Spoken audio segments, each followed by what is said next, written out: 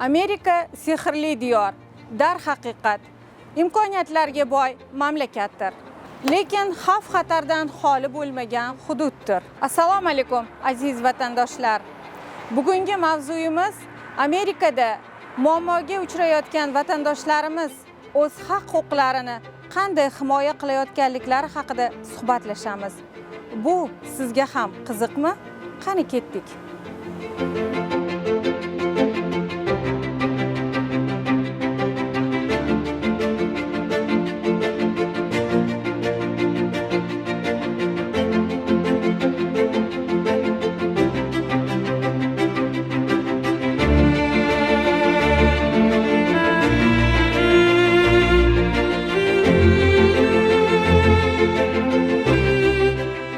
Assalomu alaykum. Assalomu alaykum Dilfuza opam. Va alaykum assalom. Suhrobjon, yaxshimisiz? Yaxshi, o'zingiz yaxshimi? Yaxshi Rahmat. keldingizmi? Sizga kattakon rahmat bizni bugungi suhbatimiz uchun vaqt ajratganingizga. Xush kelibsizlar. Rahmat, xushvaqt bo'ling. Suhrobjon, avvalambor o'zingizni tanishtirsangiz, o'zingiz haqingizda ma'lumot bersangiz, hozirgi kunda mana shu faoliyatingizni qanday boshladingiz, xalqaro huquqshunoslik darajasiga yetib kelgunga qadar? Men asli O'zbekiston fuqarosiman. Samarqandda tug'ilganman, oilaliman. 3 nafar farzandim bor. 2022-yildan beri Amerika Qo'shma Shtatlarida oilam bilan istiqomat qilaman. Avval O'zbekistonda Samarqandda maktab o'quvlarini bitirib bo'lganimizdan keyin 2007-2012-yillarda Toshkentda Jahon iqtisodiyoti va diplomatiya universitetini xalqaro huquqshunoslik fakultetini bitirganman. Undan keyin magistratura yo'nalishini o'qish uchun Yevropaga borib, u yoqda avval Latviyada, keyin Fransiyada MBA deydi yo'nalishimizni, Master of Business Administration. O'sha yo'nalish bo'yicha ham o'qiganman. Shuning uchun ham huquqshunos, ham iqtisodchiman deyman. Orada magistratura yo'nalishini bitirib O'zbekistonga qaytgandan keyin 2015-yildan 2022-yilga qadar bo'lgan davrda turli davlat tashkilotlarida mas'ul lavozimlarda ishlaganman. Sud tashkilotlarida ham, orada xalqaro bo'limga boshliq sifatida ham ishladim. 2022-yilda avval Amerika Qo'shma Shtatlariga universitetga hujjatlarimni topshirib, keyin oilam bilan bu yerga keldik. Keyinchalik bu yerda green card qilib, hujjatlarimizni rasmiylashtirib, green kartalarimizni olganimizdan keyin 2024-yilda Cincinnati universiteti huquqshunoslik fakultetiga LLM, ya'ni magistratura darajasini o'qish uchun qayta o'qishga topshirdim. Chunki Amerika Qo'shma Shtatlarida huquqshunos sifatida faoliyat yuritishingiz asosiy talablaridan biri siz ushbu mamlakatda universitetni bitirgan bo'lishingiz kerak.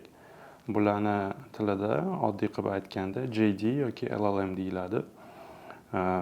Men yo'nalishim bo'yicha oldingi ta'limim huquqshunoslik bilan bog'liq bo'lganligi uchun 1 yil davomida Cincinnati universitetini o'qishini bitirib 2025-yilda Sukrab Norbekov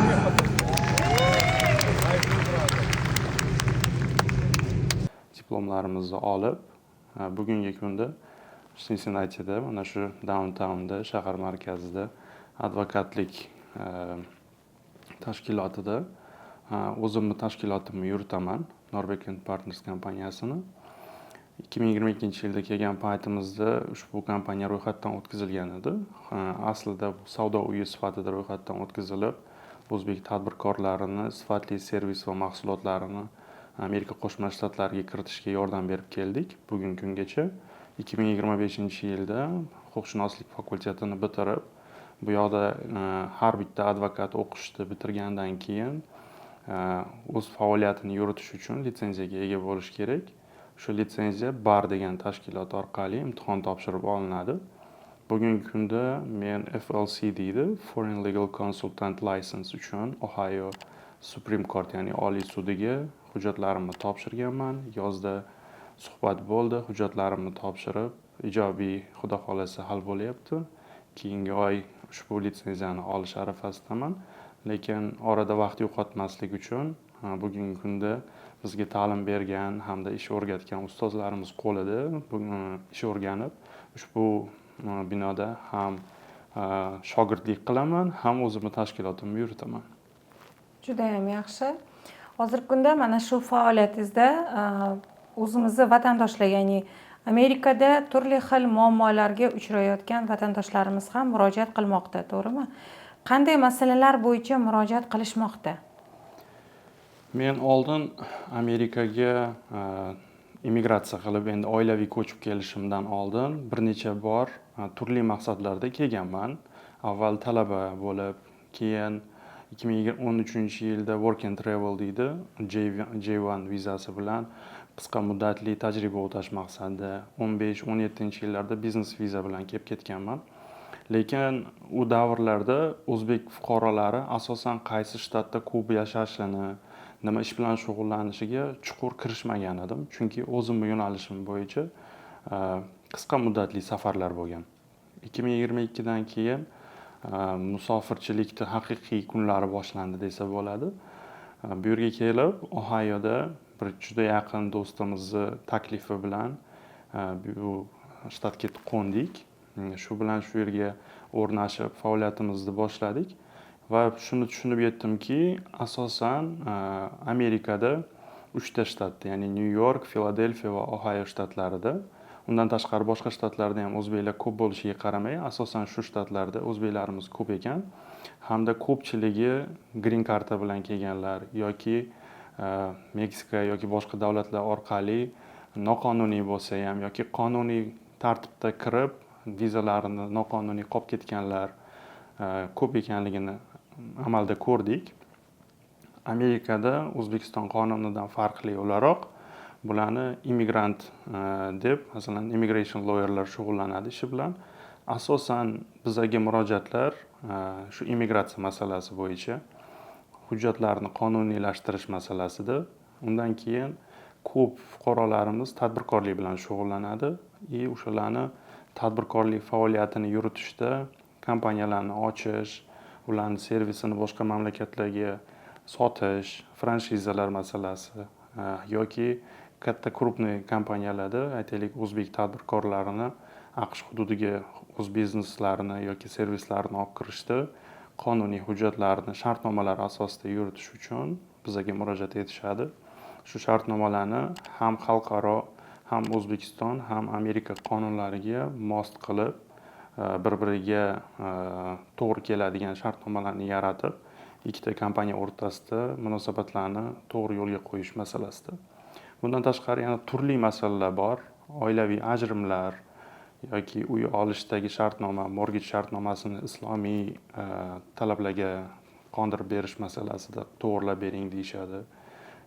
Yoki ko'p oilalarda boshlang'ich paytida kichik bir stresslar bo'ladi, hali o'zini topmagan paytida o'shalarni oyoqqa qo'yish davrida baribir o'zbek huquqshunoshidan yoki o'sha sohani aniqroq biladigan konsultant sifatida har qanday masalada ham murojaat etishlari mumkin. O'sha paytda masalan vaziyatiga qarab chora ko'riladi. Hozirgi kunda vatandoshlarimiz orasida eng ko'p sodir etilayotgan jinoyatlar qaysilar? Eng ko'p qonun buzishlar desak to'g'ri bo'ladi. Jinoyatlar deganda bu menimcha jiddiylashib ketib qolamiz. Qonun buzilish holatlari har qanday holatda bo'lishi mumkin. Ayollar, erkaklar o'rtasida, yosh bolalar o'rtasida ham. Ko'pincha bu holatlar bizning fuqarolarimizni atay emas, qonunlarni yaxshi bilmaganligi oqibatida bo'lyapti desak to'g'riroq bo'lardi. Bu yo'l harakati qoidalarini bilmaslik yoki o'qib pravani olmaganligi tufayli ba'zi bir holatlarda tezliklarni oshirish yoki CDL driver deydi, professional trak haydovchilarida yo'llarda har qanday bu yerda 50 ga yaqin 50 ta shtat bo'ladigan bo'lsa, o'sha 50 ta shtatda qonunlar hammasida har xil. Ba'zida tezlikni oshirishadi, ba'zida huquqiy hujjatlarni muddatlari o'tib ketib qolishadi yoki trak kompaniyalarida audit muddati kelib, o'shalarda tekshirish holati bo'ladi. va qonunlarda asosan hujjatlarni ko'rib chiqayotgan payti tilni bilmaslik eng katta muammo bo'lib, asosiy muammo sifatida shu ko'riladi. Ayollar o'rtasida ba'zida jinoyat deb aytayotgan holatingizga ham yaqinroq holatlar bo'lib turadi. Amerikada ko'p do'konlar deydigan bo'lsak, nazorat unaqangi kuchaytirilmagan, katta do'konlarda ba'zida bilib, ba'zida bilmasdan kichik o'g'irliklar sodir bo'lib qoladi. Bu holatlar boshlanishida masalan kichik jarima bilan qutulib qolish mumkin, lekin immigratsiya holatiga og'ir oqibatlarni olib keladigan holatlar bo'ladi. Bu asosan green kartani cho'zdirish yoki fuqarolikka topshirgan paytida fuqarolarimizga ziyon keltiradi. Yoki ba'zi bir holatlarda og'irroq deydigan yana bir jinoyat turi, bu mamlakatda erkinlik ko'pchilikka yengilroq tuyulib ketadi shekilli. Marixuanani iste'mol qilish, spirtli ichimliklarni suiiste'mol qilish hamda mentalitetdan deymizmi bu holat, balkim qanaqadir huquqiy savodxonligini yetishmasligidan deymizmi, oiladagi zo'ravonliklar holati, yosh bolalar bilan bo'lgan munosabatda ularga nisbatan zo'ravonlik holatlari ko'pincha fuqarolarimizga achinarli holatlarni keltirib chiqaradi. Ya'ni bu ichki ishlar organlari bilan yoki sud organlari bilan bo'lgan munosabatlar ularni ham ijtimoiy holatiga ta'sir etadi, ham cho'ntagiga zarar bo'ladi, ham oilaviy muhitni nisbatan og'irroq ahvolga olib keladi. Chunki fuqarolarimiz bu yerga oilaviy immigratsiya qilgan paytida ko'pincha farzandlari ota-onaga nisbatan bu mamlakatga tez ko'nikib ketib qolishadi. Ular tilni tez o'rganadi, maktabdagi Amerika muhitiga tez o'rganadi, lekin oilada eski muhit eskiligicha qoladi. Shunda ozgina nomuvofiqlik bo'lib qoladi. Ya'ni maktabga borganda u erkin do'stlar bilan o'ynab, bir boshqacha atmosferani ko'radi-yu, uyga kelgan paytida ota tomonidan yoki ona tomonidan zo'ravonliklar holati bo'ladi, urushadi. Bu holatni bolalar jinoyat ekanligini ko'pincha voyaga yetmaguncha bilishmaydi, lekin ularga tan jarohati yetkazilgan holatlarda tanadagi ba'zi bir izlarni ko'rib, masalan o'qituvchilari yoki bog'cha opalari ota-onaga aytib o'tirmasdan politsiyaga telefon qilib bu holatni aytishadi va natijada fuqarolarimizga bu holat ham jinoyat sodir etilgan holatiga olib keladi. Hozirgi kunda sir emaski, vatandoshlarimiz orasida Amerikaga kelib, o'z oilalari bilan ajrashib ketish yoki oilalarini, ayolini, farzandlari bilan qarovsiz tashlab ketish hollari tez-tez uchramoqda vatandoshlarimiz orasida. Aliment to'lamaslik yoki ajrim holatlari yuzaga kelmoqda. Huquqshunos sifatida, xalqaro huquqshunos sifatida mana shunga fikringiz? Amerika boshida kelgan fuqarolarimiz uchun bu haqiqatdan ham ingliz tilida challenge deydi, unaqa bir murakkab vaziyatlarni keltirib chiqaradi. Chunki green karta, DV lottery kutilmaganda chiqadi. Oila u narsani Amerikaga borish orzusi sifatida qabul qiladi, lekin bu yerda ularni nima kutayotganligi to'g'risida umumiy qarashlar bo'lmaydi. Odatda sizni green karta yutmagan paytingizda juda ham qo'llab-quvvatlab kutib turgan insonlar boshida aytaylik 1 hafta, 10 kun davomida sizga oyoqqa turishingiz uchun qo'lidan kelgancha yordam qilishi mumkin.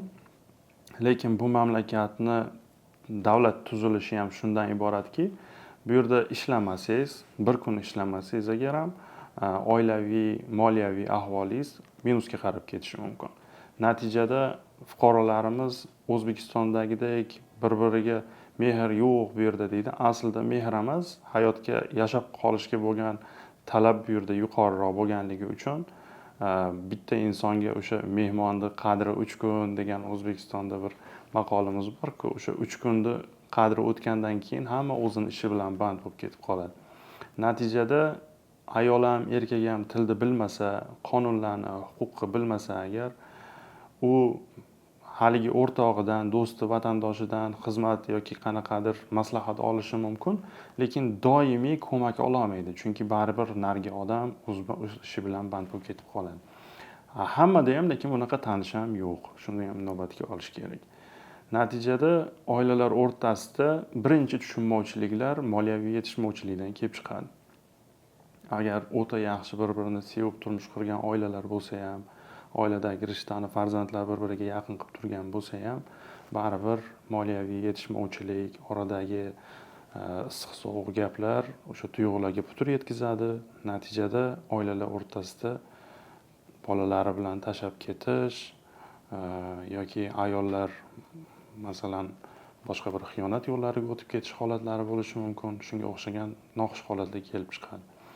Mana bunaqa holatlarda o'zimni fikrim sifatida o'sha Amerikaga immigratsiya qilayotgan vatandoshlarimizga aytaylik, u qonuniy yo'l bilan bu DV lottery o'sha green kartani yutdingizmi?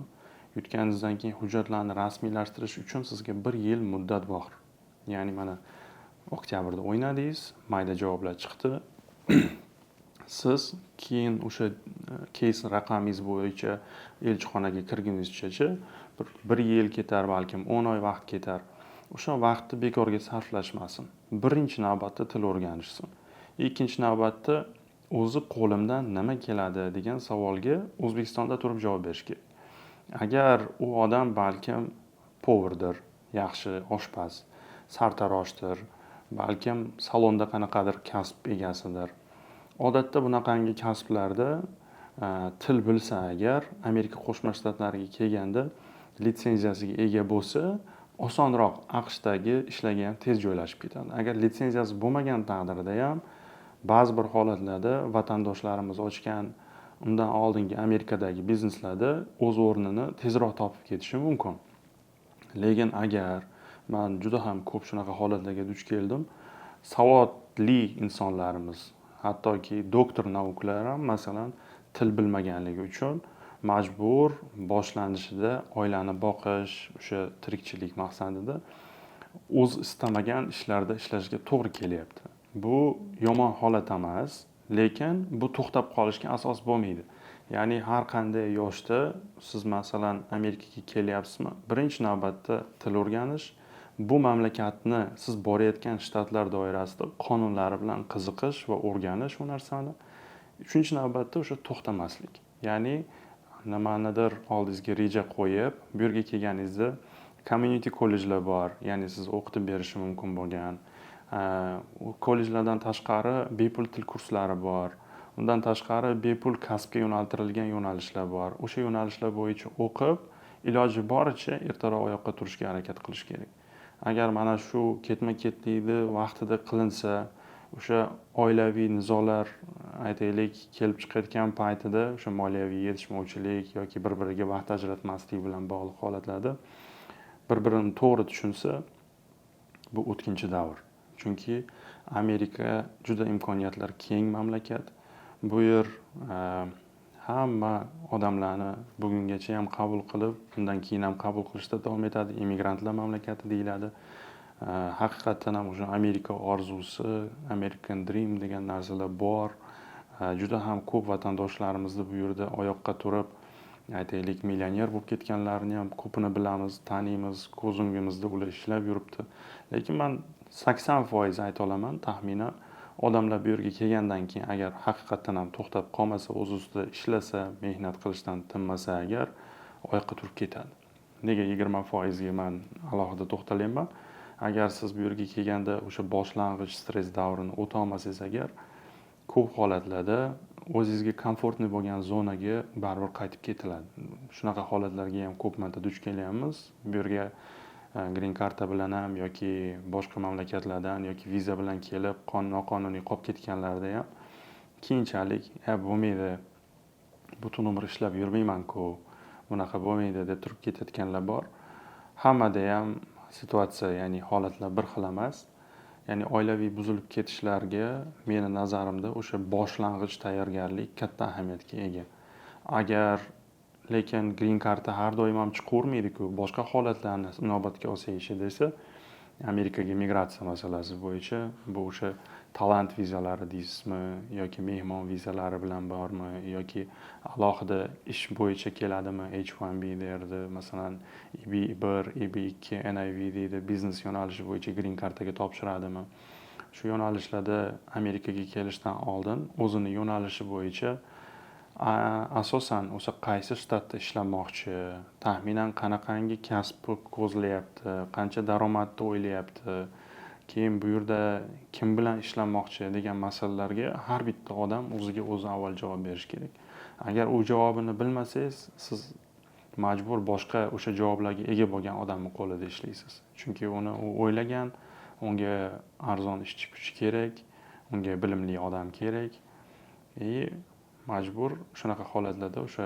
savol orqali siz bergan savoldan javob bilan sal chetlashdik-ku lekin oilaviy masalalarni asosiy nizolari mana shu holatlardan kelib chiqadi deb o'ylayman aynan mana shu hozirgi kunda Amerikada ro'zg'or tebratishda mana shu hozir aytib o'tdingiz muammolar iqtisodiy holatlarga borib taqaladi va bu ijobiy yoki salbiy ya'ni o'sha jarayonlardan yengib o'tib ketish mumkin yoki salbiy holatlarga duch kelishi mumkin deb aytdingiz. Siz masalan qanaqa qaraysiz? Bitta oilada ham erkak ham ayol ishlashi kerak va o'rtada pul topib buni birgalikda harakat qilish kerakmi yoki bo'lmasa erkakni o'zi xuddi O'zbekistondagidek ta'minlab ayolini ayol faqat farzand tarbiyasi bilan bo'lish kerakmi? Mana shu fikrga siz qanaqa qaraysiz? Men bu fikrga ozgina diniyroq nuqtai nazardan qarayman. Ayolni topgani o'ziga buyursin deyman doim. Chunki erkakka baraka bersin, erkakni topgan tutganiga, erkakka insof bersin. U agar topganini to'g'ri taqsimlasa, unga beraveradi Alloh. Chunki O'zbekistonda ham beraveradi, Amerikada ham beraveradi, boshqa joyda ham beraveradi. Ayol albatta ishlashi kerak. U ishlamasin demayman. Chunki sizga bu hayot bir marta berilgan bo'lsa, o'sha juft halolingizni bir marta uchratib, shu bilan butun umr yashashni reja qilgan bo'lsangiz, ikkovlaringiz o'rtalaringizdagi doimiy suhbat qiziqarli bo'lishi kerak deb o'ylayman. Bu suhbatni qiziqarli qiladigan narsa ayolda ham kundalik hayoti davomida nima bilandir band bo'lishi. Hech bo'lmaganda o'zini kasbi doirasida uyda ishlagan taqdirida ham uni fokusi ozgina o'sha oilaviy ro'zg'or masalalaridan tashqari boshqa narsalarga yo'naltiriladi. Bu natijada shu er-xotin o'rtasidagi munosabatlarni yaxshilaydi-yu, yomonlamaydi.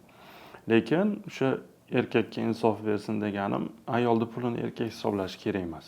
Chunki shu erkakning o'zi agar harakat qilsa, agar shu traktor haydovchi bo'lgan taqdirda ham 10 ming dollardan ko'p topadi.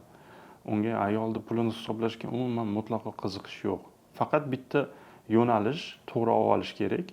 Ko'p holatlarda men bilaman, boshlanishidan keliboq pul topishni boshlagandan oilalar O'zbekistonga pul jo'natishni boshlaydi.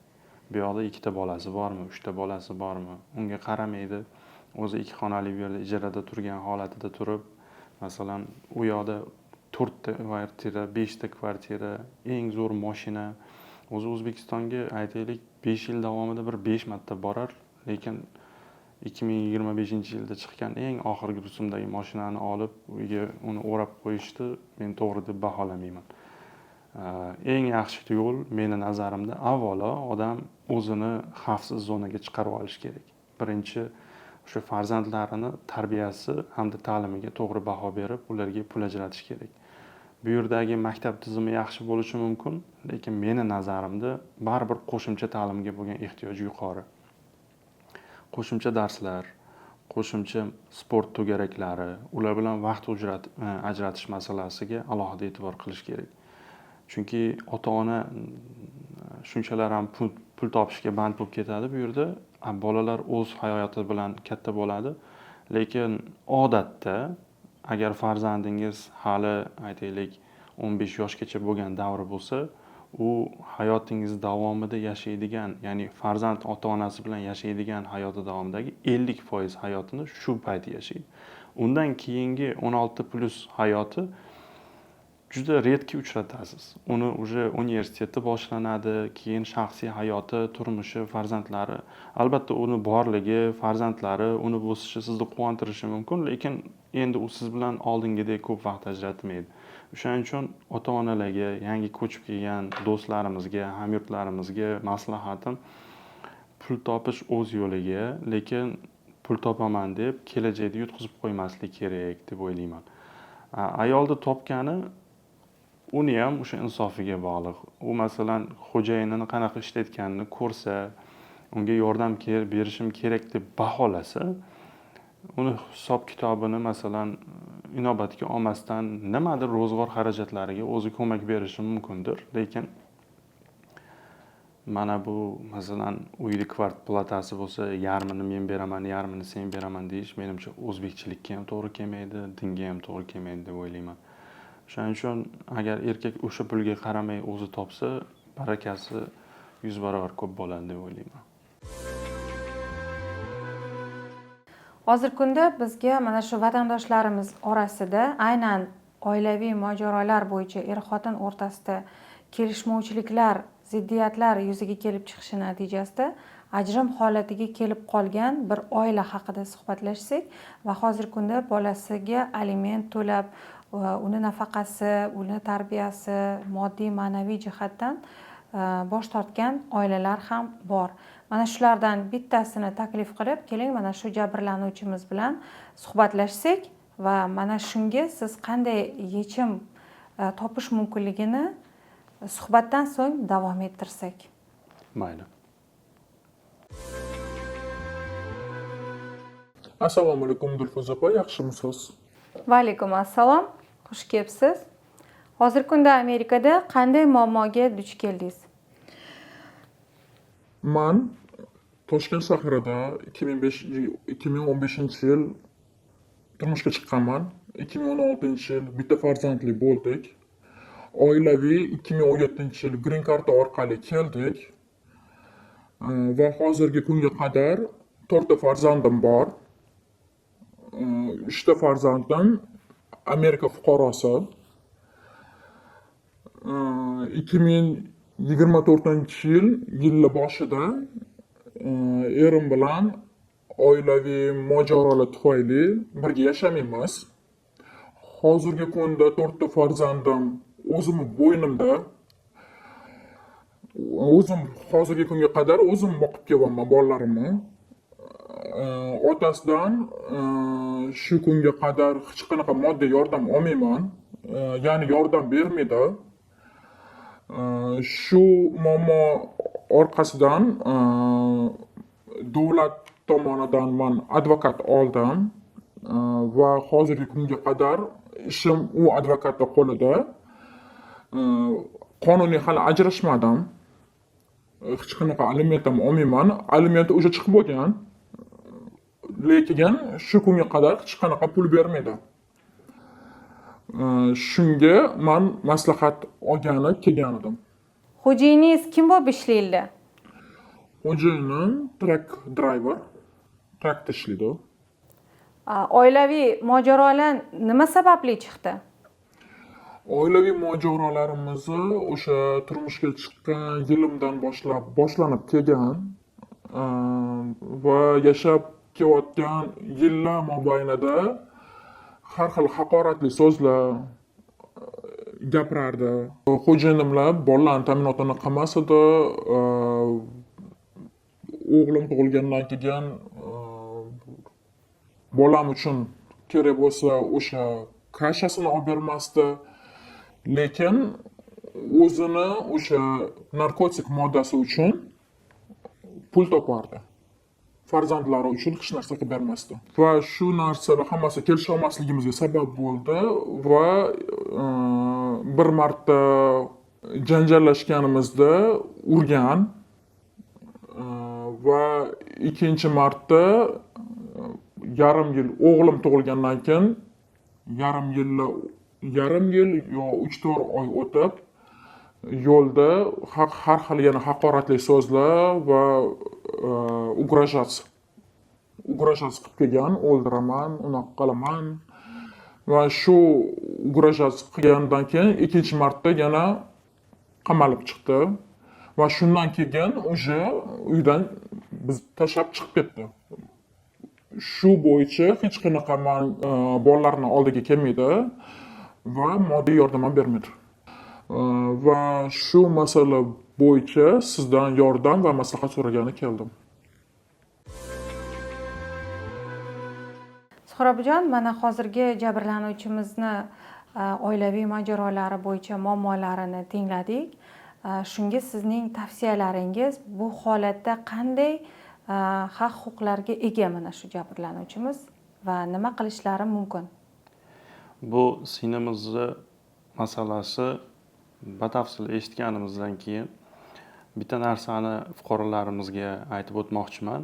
Amerika Qo'shma Shtatlarida har bir masala bilan alohida huquqshunos shug'ullanadi.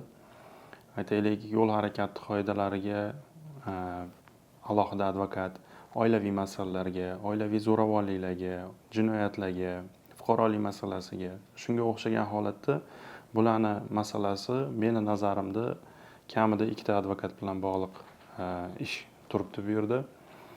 Bularni o'zlarini huquqiy savodxonliklari masalaga to'liq yetmayotganligi bois ular qaysi tashkilotga murojaat etish kerakligini, bu yerda ajrim qanaqa bo'lishi kerakligini, ajrimdan so'ng er tomonidan qilinishi kerak bo'lgan o'sha support, ya'ni oilaga ko'mak, bolalarga aliment undirish tartibini bilmayotganliklari ularga noqulaylik tug'diryapti va bugungi kundagi hayot sifatini o'ta achinarli holatga tushirib tashlagan.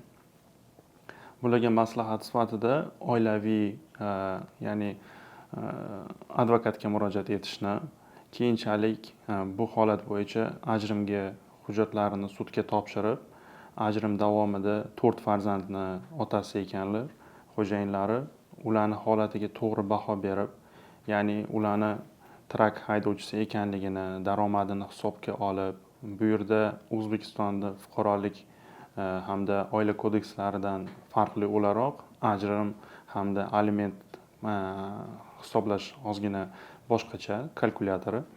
Ya'ni bu yerda eri topgan daromadini taxminan qancha qismi kreditga ketadi, oilasiga ketadi, bolalariga qancha qismi qolishlari sud tomonidan hammasi kalkulyatorda hisoblanib, sud ajrimi chiqqandan keyin o'sha ajrimni Child Support Enforcement Agency deydi.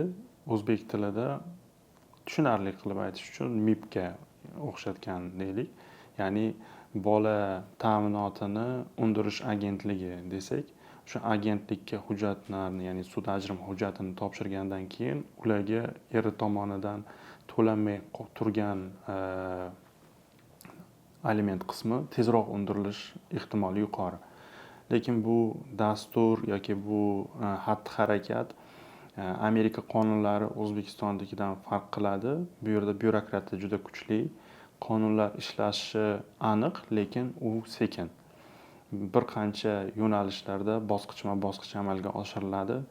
Bularni bir o'zi bu narsani hal qilishi mumkin, lekin bu uchun huquqiy ilmdan tashqari til bilish ham talab etiladi. Agar bu narsaga o'zlarini vaqti yetmasa, bular bepul advokat olishi mumkin yoki ayollarni mana shunaqa holatlarda ko'mak beradigan tashkilotlar mavjud. O'sha tashkilotlarni ham tavsiya berishimiz mumkin.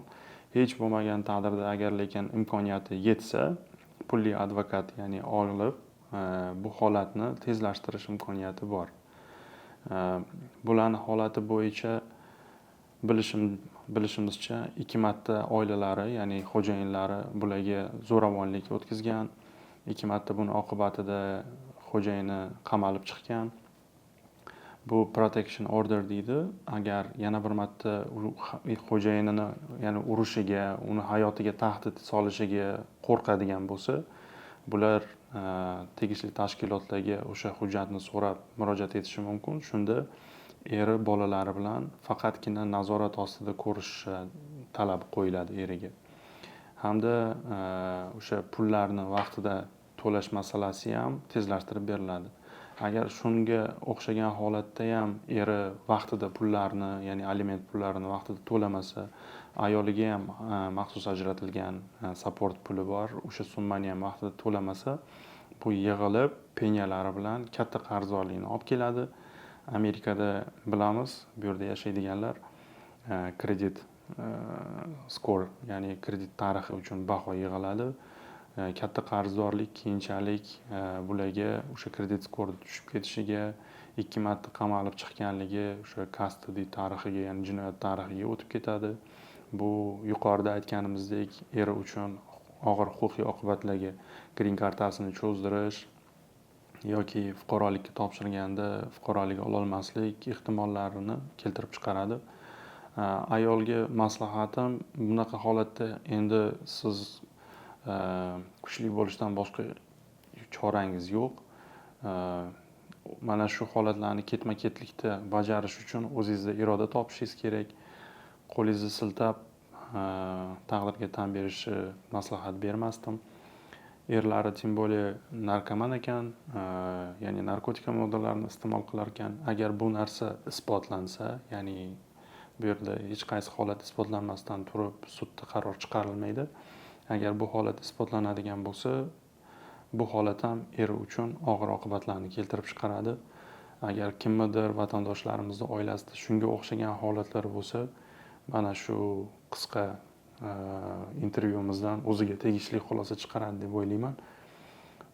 Har qanday xatti-harakat chorasiz, ya'ni jazosiz qolib ketmaydi. Agar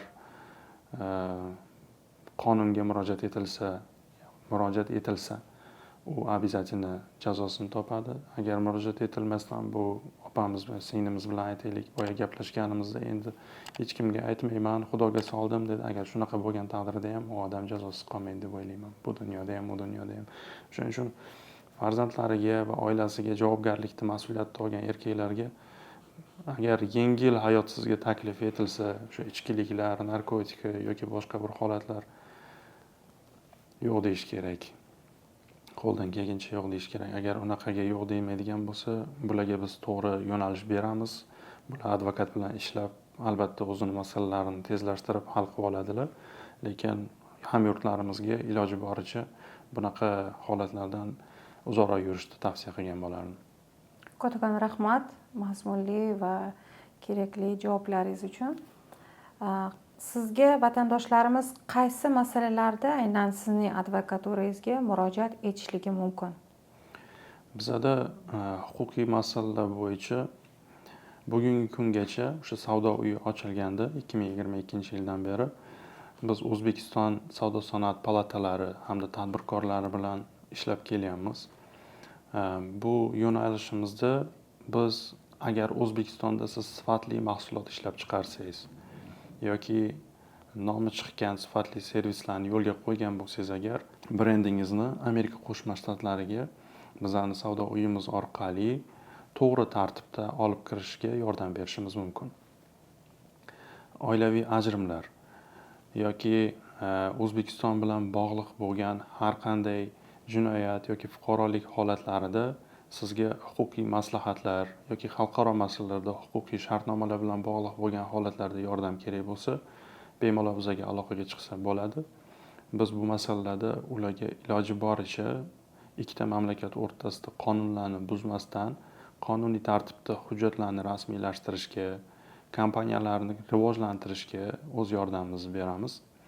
Agar boshqa yo'nalishlar bo'yicha, aytaylik, tan jarohatlaridan yetkazilgan, masalan, avariyalardan yoki ish paytida tanasiga o'sha ish oqibatida jarohat yetkazilsa yoki immigratsiya holatlarida ICE politsiyasini qo'liga tushib yoki bir holatlarga duch keladigan bo'lsa yoki trafik deydi, bu yerda yo'l harakati holatlari bilan CDL driverlarda bir muammo bo'ladigan bo'lsa, biz bunaqa holatlarda yuqorida aytganimizdek hamma o'zini yo'nalishi bo'yicha mutaxassis bo'lgandek to'g'ri mutaxassisga yo'naltirib advokat bilan ishlashlariga yordam ko'rsatamiz.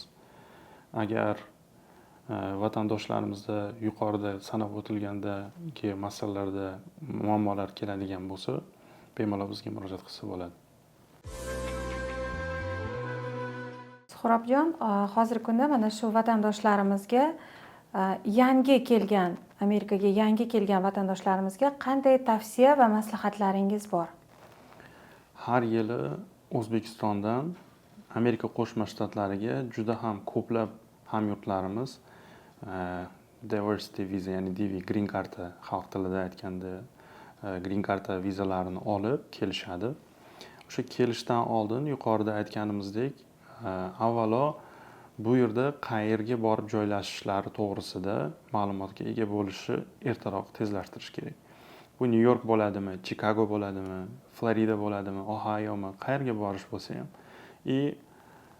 kim bilandir doimiy aloqani yo'lga qo'yish kerak. Boshida kelgan paytda to'g'ri kelgan odamni oldiga yugurib borish to'g'ri deb tavsiya qilmayman. Firibgarlik holatlari juda ko'p. Bu yerda boshida kelgan paytida odamlar kimdan to'g'ri maslahat olishni bilmaydi.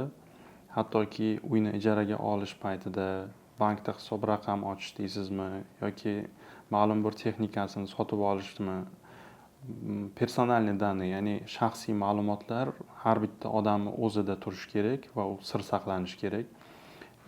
Social security card deydi Amerikada, ya'ni ijtimoiy raqamni hammaga berish tavsiya etilmaydi. Undan tashqari sizni shaxsiy hujjatlaringiz, pasportingiz bo'ladimi, haydovchilik guvohnomangiz, siz yashaydigan manzil, bularning hammasi o'sha kichik bir firibgarlar uchun keyinchalik sizni qanaqadir og'ir moliyaviy oqibatlarga yoki jinoiy javobgarlikka tortilishi mumkin bo'lgan holatni keltirib chiqaradigan, ya'ni sizni nomingizdan kredit yoki bir boshqa joylarda hujjatlaringizdan foydalanishiga olib keladigan holatlarni ham keltirib chiqarishi mumkin.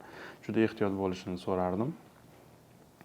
Bundan tashqari bu yerga kelishingiz bilan agar siz tilni o'rganib kelsangiz, o'zingizga qiziq bo'lgan yo'nalishda kasb qidirishni. Chunki siz butun umr boshqa kasbda ishlashingiz mumkin, lekin bu sizni hayotingizni sifatini boshqa darajaga tushirib tashlashi mumkin. O'shaning uchun O'zbekistonda qaysidir kasbni iloji boricha ertaroq egallashi va shu yo'nalishni kelgandan keyin davom ettirishni tavsiya etgan bo'lardim. Amerika Qo'shma Shtatlarida nafaqat DV Lottery bilan, Green Card bilan, balkim turist vizalar bilan kelayotgan do'stlarimiz bor yoki talaba vizalari bilan kelib o'qiyotgan hamyurtlarimiz bor.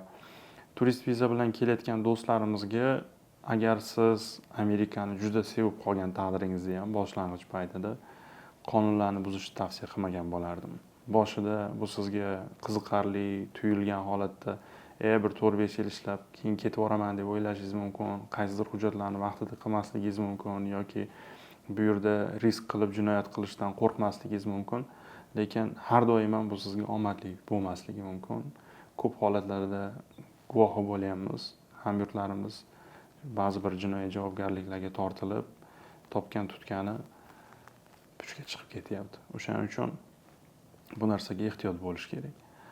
Bu yerda ta'lim olayotgan hamyurtlarimizga, ukalarimizga hamda do'stlarimizga maslahatim iloji boricha ko'proq xayrli bilimlarni o'zlashtirishsin.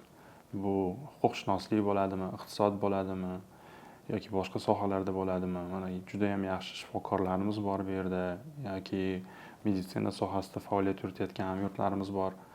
U tajriba, bu bilim kelajakda sizda faqatgina Amerika Qo'shma Shtatlarida asqotishi shart emas. Agar sizni vizangiz tugaydigan holat bo'ladigan bo'lsa yoki yashash muddatingizni chegarasi bo'ladigan bo'lsa, siz bu tajribani O'zbekistonda juda ham yaxshi qo'llab yurtimizni yanada rivojlanishiga o'zingizni hissangizni qo'shishingiz mumkin. Men o'zim ham bu yerda har bitta orttirgan ilmimizni, tajribamizni kelajakda albatta o'ylaymanki, yurtimiz bilan hamkorlik qilib, u yerga borib, u yerga qo'llashi hamda u yerdagi insonlarni ham qo'ldan kelgancha hayot darajasini, sifatini oshirishi o'zimning bir kichik rejalarimdan biri deb o'ylayman. Aynan rejalar haqida to'xtaldingiz. Kelajakdagi rejalaringiz haqida biz bilan o'rtoqlashsangiz yaxshi bo'lardi. Men rejani uzoqroq olishga harakat qilaman. Doim bu yerga kelgan paytimizda ham u yoqda O'zbekistonda davlat tashkilotlarida mas'ul yuqori lavozimlarda turli yuqori lavozimli tashkilotlar bilan yoki fuqarolar bilan ishlaganimizda huquqshunoslarni qolgan soha vakillariga o'xshab kichik bir o'zini aytaylik suhbat doirasi bo'ladigan, ya'ni huquqshunos ustozlari bo'ladi. Men o'sha ustozlarimdan uzildimmi degan bir qayg'uli ichimdan o'tkazgan tuyg'um bor edi va o'sha davraga qaytishni istardim. Ya'ni har doim ham pul topish eng aktual masala bo'la olmaydi. Bu sizda atrofingizda o'rab turgan insonlarni bu hayotdagi roli juda katta bo'lishi mumkin va menikida bu juda yuqori.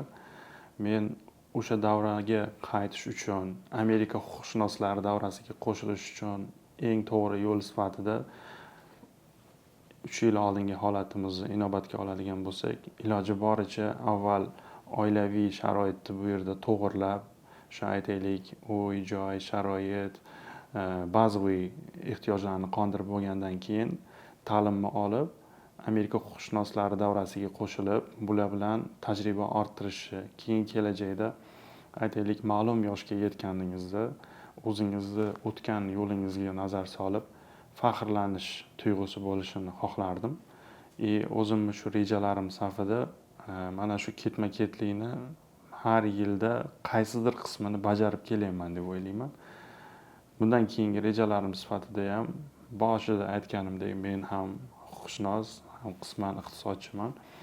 Iqtisodiy tomonlama ham Amerikada tadbirkorlik qilish juda ham ko'p o'ziga yarasha plyuslari bor.